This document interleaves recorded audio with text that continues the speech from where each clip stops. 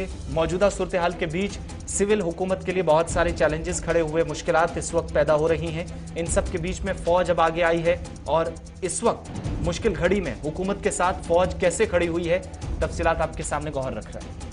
जी हाँ, आप बात करेंगे जो जिस तरह से मुल्क के अंदर हालात बने हुए, अब इस मुश्किल घड़ी में हुकूमत के साथ फौज खड़ी है। फौज की जानिब से कोरोना के कहर के बीच फौज ने कोविड सेल कायम करने का जो है फैसला किया है। Vice chief of army staff operation की निगरानी करेंगे और साथ ही साथ डायरेक्टर जनरल रैंक ऑफिसर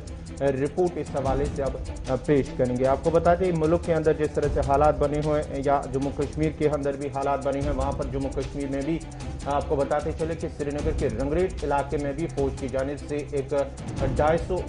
बेडों पर मुश्तमिल एक वेलनेस सेंटर कायम किया गया। उसके साथ साथ ही अब फौज ने इस हवाले से बाकायदा तौर पर मुल्क के अंदर जो हालात बने हैं, उन्होंने कहा कि हम इंतजामिया के साथ खड़े हैं और इस सिलसिले में अब जो है एक कोविड सेल कायम की है। जब मुल्क के अंदर हालात इंतहाई खराब होते जा रहे हैं, बिगड़ रहे हैं, तो फौज आगे आई है और कोविड सेल सेंटर्स कायम करने का फैसला फौज की तरफ से लिया गया है। कोरोना के कहर के बीच कोविड सेल कायम करने का फैसला ये कि मुख्तलिफ रियासतों के अंदर जहां पर बेड सरकार को अस्पतालों में कम कर पड़ रहे हैं, तो उस चीज से बचा जाए। इस सारे ऑपरेशन की vice chief of army staff बजाते खुद निगरानी करेंगे और डायरेक्टर जनरल रैंक के जो ऑफिसर हैं वो vice chief of army staff को रिपोर्ट करेंगे। हर महीने के अंदर या हर हफ्ते के अंदर फौज क्या कर रही है, कहां कहां सेंटर्स का कयाम अमल में लाया गया है, तो डायरेक्टर जनरल रैंक का ऑफिसर जो है वो रिपोर्ट करेगा vice chief of army staff को, जो पूरे ऑपरेशन की मुल्क भर के अंदर जहां जहां कोविड सेल बनेंगे उनकी निगरानी करेंगे। तो हुकूमत के लिए एक थोड़ी सी राहत की बात कि पहले फौज की तरफ से बर्री फौज हो, बहरिया हो, फिजाइया हो, तीनों अफवाज आगे आकर न सिर्फ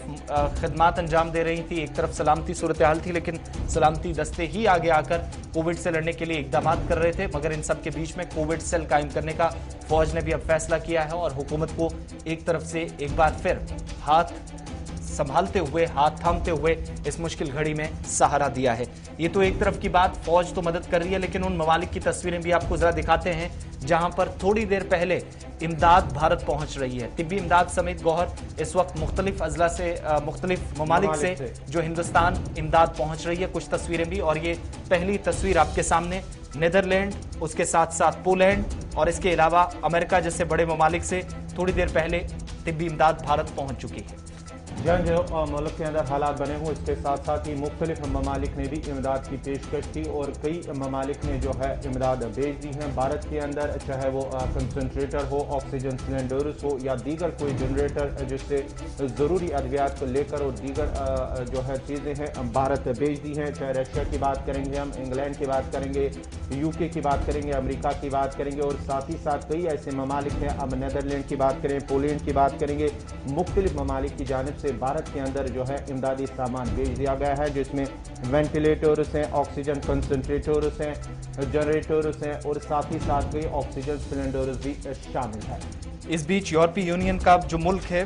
पोलैंड, उसकी तरफ से 100 ऑक्सीजन कॉन्सेंट्रेटर्स आज सुबह भारत पहुंच गए और यह तस्वीर उसके बाद शुक्रिया अदा किया गया वजारत खारजा के तर्जुमान की तरफ से। और दूसरी तरफ थोड़ी देर बाद जो मजीद मेडिकल इक्विपमेंट है वो भी भारत पहुंचाया जाएगा, ये भी यकीन दिलाया गया। नीदरलैंड, जो भारत और नीदरलैंड के दरमियान ताल्लुकात बेहतर हों, बाहमी जो शराकतदारी है वो मजीद अच्छी हो सके, इसके लिए भी वजारत खारजा के तर्जुमान ने कहा कि यकीन दहानी उन्हें कराई गई और अगले कुछ दिनों के अंदर मजीद इमदाद भारत पहुंचेगी नीदरलैंड की तरफ से। आज सुबह जो फ्लाइट पहुंची है नीदरलैंड से, उसमें 449 वेंटिलेटर्स भारत को दिए गए हैं, 100 ऑक्सीजन कॉन्सेंट्रेटर्स और बाकी मेडिकल सप्लाईज सुबह सुबह नई दिल्ली के एयरपोर्ट पर पहुंच चुकी है। नीदरलैंड, पोलैंड और UAE की तरफ से जो सुबह सुबह मदद आई है, कुल मिलाकर अभी तक 1.5 दर्जन के करीब ममालिक, 40 से ज्यादा थे जिन्होंने पेशकश की थी, जिनमें पड़ोसी मुल्क पाकिस्तान, चीन और नेपाल जैसे मुल्क भी शामिल थे, लेकिन जो 16 से ज्यादा ममालिक हैं जिन्होंने अब तक भारत को इमदाद पहुंचाई है। और ये सुबह सुबह की तस्वीरें।